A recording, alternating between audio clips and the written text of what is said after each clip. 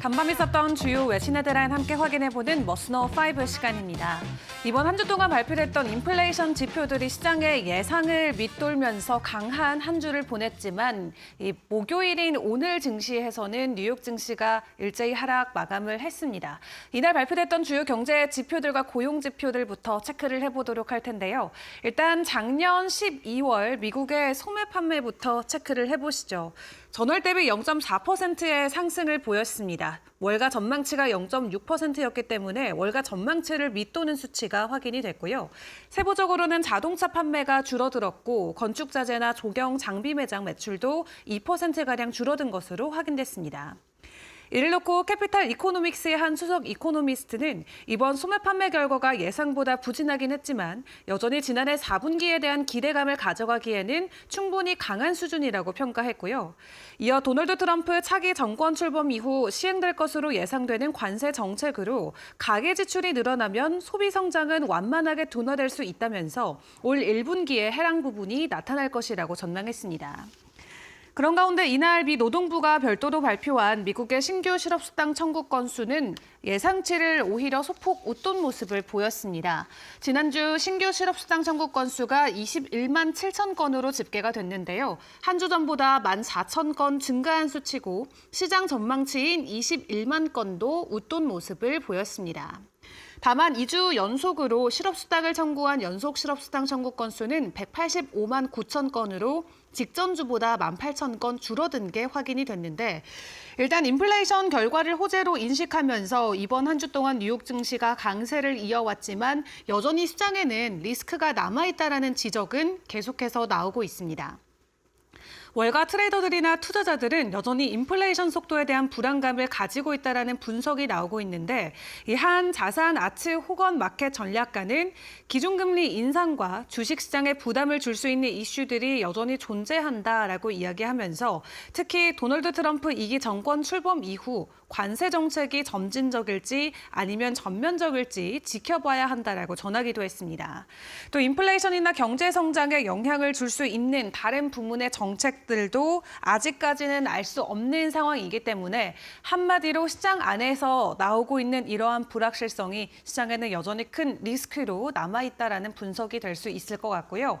이번 주에 주요하게 지켜봐야 되는 경제 지표들 이렇게 함께 확인을 해봤는데 뉴욕 증시 그래도 잘 소화를 해주면서 일단은 전진하는 모습입니다. 그런 가운데 간밤 있었던 미 연준 매파 인사의 해당 발언으로 시장 안에서는 기대감이 한 차례 높아진 거는 맞습니다. 우리가 우려했던 것과는 달리 현재 이러한 인플레이션 상황을 보니까 올 한 해 동안 금리 인하가 추가적으로 충분히 가능할 수 있다라는 매파 인사의 발언이 나왔기 때문인데요.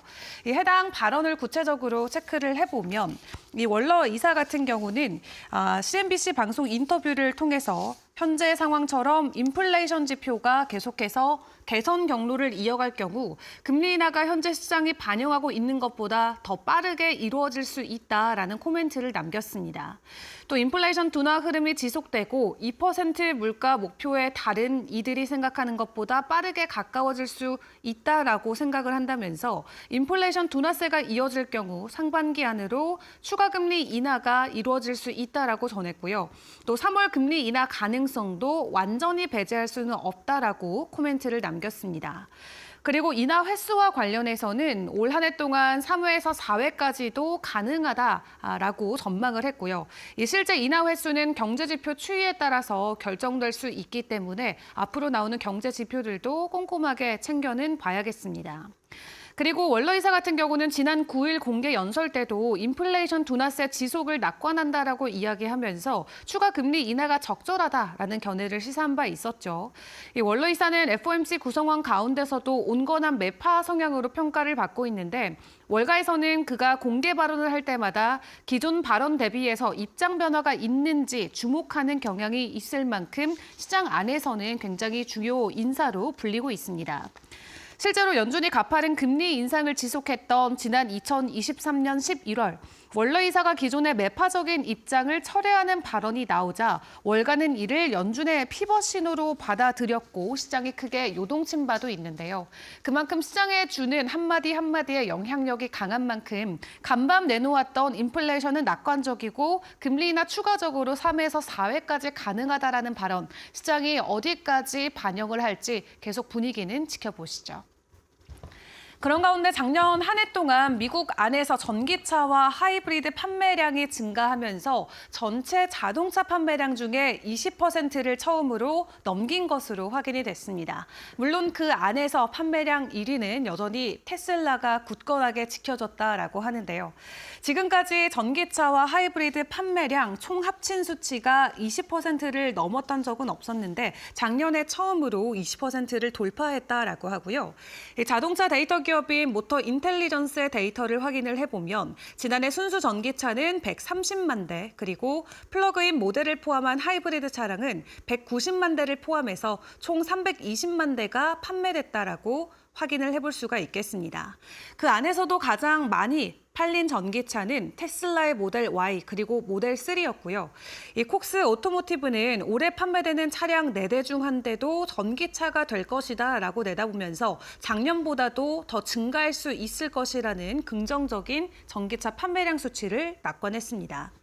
다만 월가에서는 차기 트럼프 행정부의 잠재적인 조치에 따라서 올해 전기차 시장 흐름이 달라질 수는 있을 것이라며 불확실성에는 대비하자라는 분석도 나왔고요.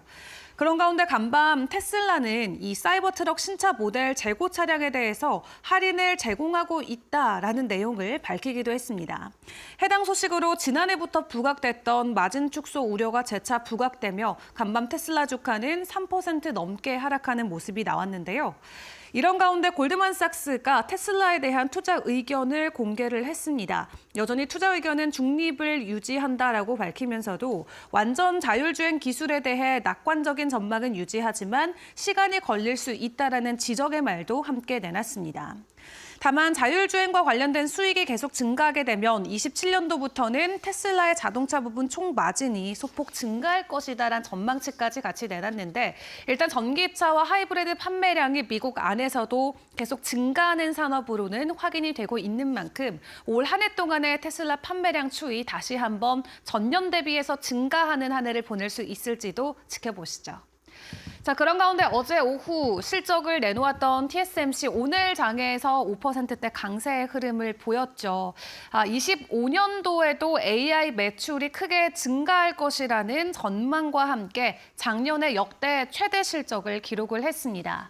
작년에도 AI 수요에 힘입어서 순이익과 매출 모두 긍정적인 상승을 보였는데 4분기 순이익은 원화 기준으로 16조 5,700억 원을 기록을 했습니다. 전년 동기에서 57% 증가한 규모로 분기 기준 사상 최대 실적을 기록했고요.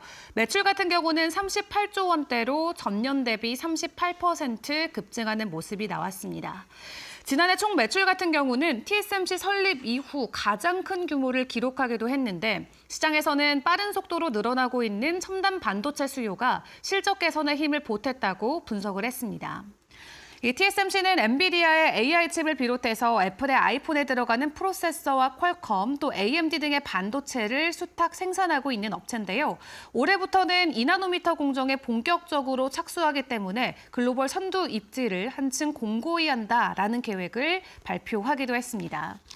또 어제 웬델 황 TSMC 최고 재무책임자는 작년 내내 고객들로부터 강력한 AI 수요를 확인했다라고 이야기하면서 AI 가속기가 전체 매출에서 차지하는 비중이 10% 중반대 근접했다라고 설명했는데요.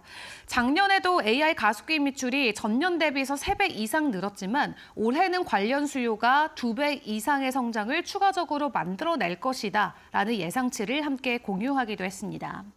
해당 실적 이후 월가에서도 다양한 의견들이 제시가 됐는데 DDM증권의 애널리스트 찰스 씨는 이 TSMC에 대해서 매수 의견을 제시하면서 목표 주가는 $225를 여전히 제시한 상황인데요. TSMC의 긍정적인 실적과 함께 시장 안에서는 여전히 AI에 대한 수요가 강력하다라는 부분을 재차 확인을 했고요. 이러한 니즈가 관련 다른 종목들에게까지도 온기로 확산이 될지 시장 분위기 계속해서 점검해 보도록 하겠습니다. 자, 마지막으로 암호화폐 시장 상황도 체크를 해봐야겠죠. 다시 한번 비트코인이 10만 달러 재돌파에 성공하면서 주요 알트코인들도 두 자릿수 이상의 강한 상승을 보여주고 있는데 간밤 시장 안에서 조금 더 강력하게 상승의 촉매제가 되어졌던 건 바로 트럼프의 이런 전략 덕분입니다. 미국에서 출시한 암호화폐들 위주로 먼저 우선시해서 여러 가지 전략들을 제안하겠다는 코멘트가 나왔는데 미국을 기반으로 출시했던 코인들은 대표적으로 리플이나 솔라나 그리고 USDT, USDC와 같은 코인들을 생각을 해볼 수가 있겠죠.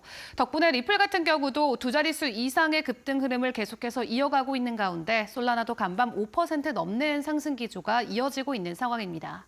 트럼프 취임을 앞두고 여전히 강한 기대감이 시장 안에서는 존재하고 있는 상황인데요. 비트코인을 포함한 알트코인들의 소식들까지 함께 점검해 보시면 좋을 것 같습니다. 지금까지 머스노 5 시간이었습니다.